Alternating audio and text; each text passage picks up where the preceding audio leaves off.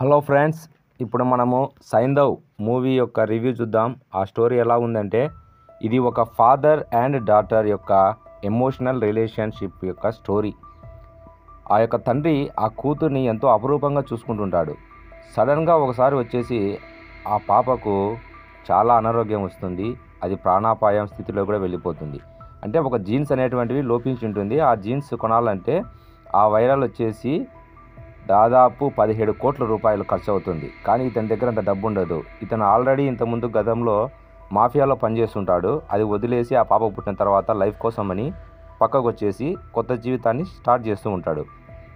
అయితే ఆ యొక్క కెమికల్ దొరకబోయేసరికి మెడిసిన్, ఇతను చాలా కష్టాలు పడి మళ్ళీ వాళ్ళ దగ్గరికి పోయి, మీరు ఇలా చేయడం తప్పు, కొత్త పిల్లలను చేస్తున్నారని, అంటే ఇతని యొక్క పాపకు దక్కకుండా చేయాలని ఆ యొక్క మెడిసిన్ను చేస్తుంటారు. ఇందులో నవాజుద్దీన్ సిద్దిక్ అంటే బాలీవుడ్ అతను విలన్గా బాగా చేశాడు, యాక్షన్ బాగా చేశాడు. సో దక్కకుండా చేసేసరికి ఆ యొక్క విలన్ యొక్క కంటైనర్స్, ఇల్లీగల్ యాక్టివిటీస్ ఉన్న కంటైనర్స్ అతను పట్టుకుంటాడు. ఎవరు? ఈ హీరో వెంకటేష్. అతను పోర్ట్లో పనిచేస్తుంటాడు అనమాట, మెకానిక్గా. సో ఆ విధంగా పట్టుకున్న తర్వాత ఆ యొక్క మందు కోసమని ఇతను డబ్బులు ఖర్చు పెట్టలేకుంటే ఒక డీల్ కుదురుతుంది. ఆ విలన్ను చంపేస్తే డబ్బులు ఇస్తానని.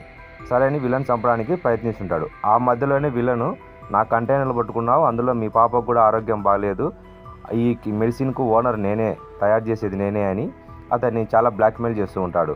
అప్పుడు అతను ఏ విధంగా తన పాపను కాపాడుకోవడానికి ప్రయత్నించాడు అనేది సినిమా. మంచి ఎమోషనల్, ఫ్యామిలీ చూడొచ్చు, యాక్షన్ కూడా మధ్యలో నుంచి బాగానే ఉంటుంది.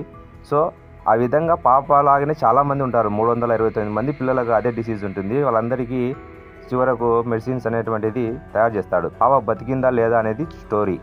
Okay friends, thank you for watching.